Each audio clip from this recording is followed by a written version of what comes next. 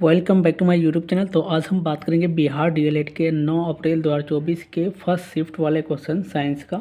तो first question है, अंतरजातीय संकरण किन दो के माध्यम में होता है? तो ऑप्शन नंबर ए है एक ही जाति की दो प्रजातियों के मध्य में, या एक ही जाति के समान प्रजातियों के मध्य में, या एक ही जीन के अलग अलग प्रजातियों के मध्य में, या एक ही जीन के दो समान प्रजातियों के मध्य में। तो इसका आंसर होगा ऑप्शन नंबर सी हो जाएगा। तो क्वेश्चन है 52, वसा और तेल के ऑक्सीकरण को कहते हैं? जंग लगना कहते हैं, प्रकाश संश्लेषण कहते हैं, या विकिरण मतलब रेंसिडिटी, या इनमें से कोई नहीं। तो इसका आंसर होगा ऑप्शन नंबर सी हो जाएगा। ठीक है, उसके बाद क्वेश्चन 53 है, C2H5OH का आयुर्पेक नाम निम्नलिखित में कौन है? आयुर्पेक नेम कौन सा होता है? तो इसका है इथेनॉल, या प्रोपेनॉल, या मिथेनॉल, या फिर ब्यूटेनॉल। तो इसका आंसर होगा ऑप्शन नंबर ए हो जाएगा, इथेनॉल होगा। उसके बाद क्वेश्चन 54 है, निम्नलिखित में से कौन सा जटिल दुर्घटना है? गर्म जल में देखिए 1 मिनट, गर्म जल के छलकाव से जलना, या फिर उबले हुए पानी को छलकाव, या फिर 100 डिग्री सेल्सियस पर गर्म वाष्प को उड़ेलने से जलना, या उपरोक्त में से कोई नहीं। तो जो होता ना जटिल दुर्घटना जो होता है, तो ये होता है भाप वाला, जो 100 डिग्री सेल्सियस होता है ना गर्म होने के बाद। अगर आप कभी भी क्या होता है कि बहुत हीट है उसमें अगर हाथ देते हैं तो वहाँ ना ज़्यादा असर करता है। तो इसका ऑप्शन नंबर सी हो जाएगा। ठीक है, आप घर में प्रैक्टिस कर सकते हैं। उसके बाद डैश वायु प्रदूषण संकेतक पौधे हैं? तो यहाँ माइको राइजिया, या फिर लाइकेन, या रोज, या फिर मेरीगोल्ड। तो इसका आंसर हो जाएगा ऑप्शन नंबर बी हो जाएगा, लाइकेन हो जाएगा, ऑप्शन नंबर बी। तो क्वेश्चन है 56, पायरुवेट विखंडन के उपरांत कार्बन डाइऑक्साइड जल तथा ऊर्जा देता है। तो ये क्रिया कहाँ उत्संपन्न होती है? तो कोशिका तत्व में, कोशिका द्रव में, माइटोकॉन्ड्रिया में, हरित लवक में, या केंद्रक में। तो इसका आप लोग बताइए किस में होगा?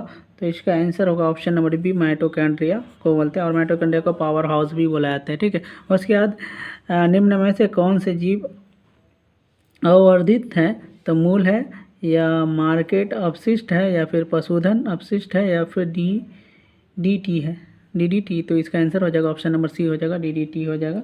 उसके बाद क्वेश्चन है 58,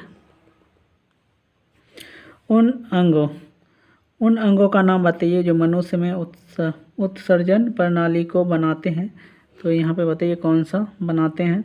तो ऑप्शन नंबर है 2 किडनी, या फिर 2 यूरेटर, या फिर मूत्राशय और यूरेथ्रा, या फिर इनमें से सभी। तो इसका आंसर होगा ऑप्शन नंबर डी हो जाएगा, इनमें से सभी हो जाएगा।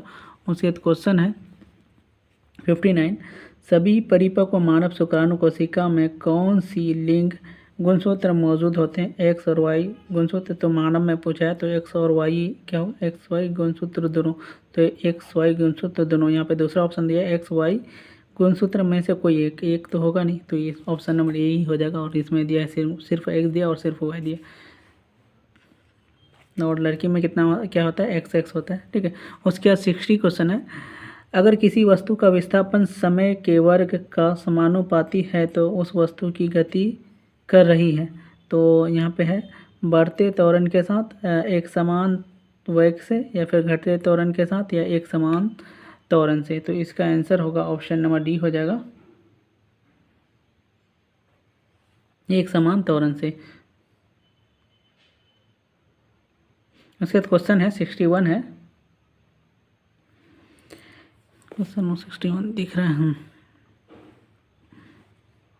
किसी वस्तु पर किया गया कार्य निर्भर नहीं करती है। तो विस्थापन पर, वस्तु के प्रारंभिक वेग पर, या बल और विस्थापन के बीच के कोण पर, या फिर लगाए गए बल पर। तो इसका आंसर होगा ऑप्शन नंबर बी हो जाएगा, वस्तु के प्रारंभिक वेग पर। उसके बाद क्वेश्चन है 62 क्वेश्चन है, देखिए ये तो न्यूटन वाला है।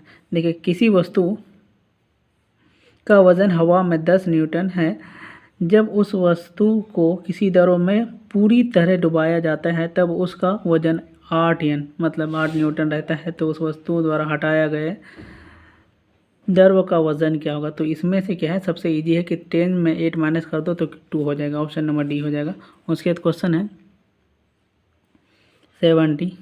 तो सोनार एक ऐसी युक्ति है जिसमें उपयोग किया जाता है, तो ultrasonic wave, option number B हो जाएगा इसका, अल्ट्रासोनिक वेव प्रावधानी तरंगों का, ठीक है, ऑप्शन नंबर बी होगा। उसके बाद क्वेश्चन है 64।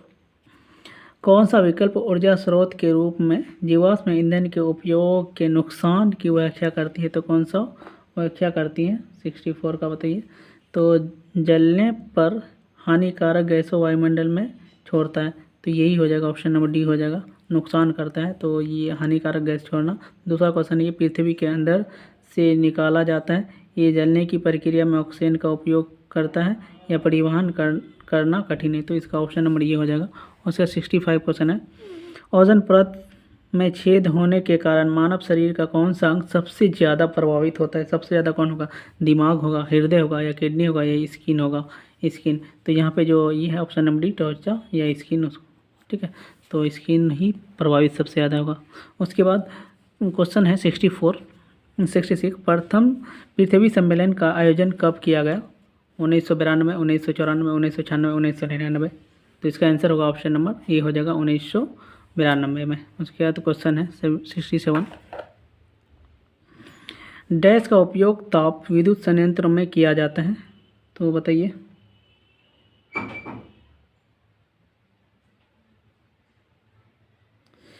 ऑप्शन है यूरेनियम, थोरियम, या फिर वायु, या फिर जीवाश्म ईंधन। तो इसका आंसर होगा ऑप्शन नंबर सी हो जाएगा, सॉरी, इसका आंसर होगा जीवाश्म ईंधन, ऑप्शन नंबर डी होगा, ये नहीं होगा। उसके बाद 68 है, विद्युत धारा का एसआई मात्रक क्या होता है। वोल्ट होता है, ओम होता है, एम्पियर होगा, या कूलाम होगा। तो इसका ए होगा, क्या होगा, देखो विद्युत धारा का एसआई मात्रक, तो विद्युत धारा का क्या होगा, एम्पियर हो जाएगा, ऑप्शन नंबर सी हो जाएगा।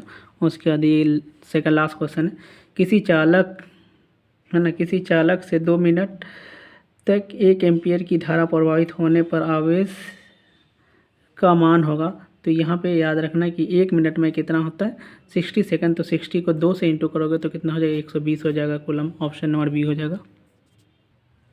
ये लास्ट क्वेश्चन है, किसी उत्तल लेंस का फोकसांतर है ना 50 सेंटीमीटर है, तो इसकी क्षमता होगी क्या होगी। तो इसका याद रखना, direct answer option number D हो जाएगा। अब बट इसको कैसे होगा, तो ये लास्ट क्वेश्चन थे, तो अभी आपको बताएंगे ना नेक्स्ट वीडियो में, इसी टाइप का बहुत सारे क्वेश्चन रहेंगे, तो उसमें फॉर्मूला बताएंगे। तो इसका ऑप्शन नंबर डी हो जाएगा। तो गाइस अगर वीडियो अच्छा लगे तो चैनल को सब्सक्राइब एंड शेयर जरूर करना। Thank you for watching.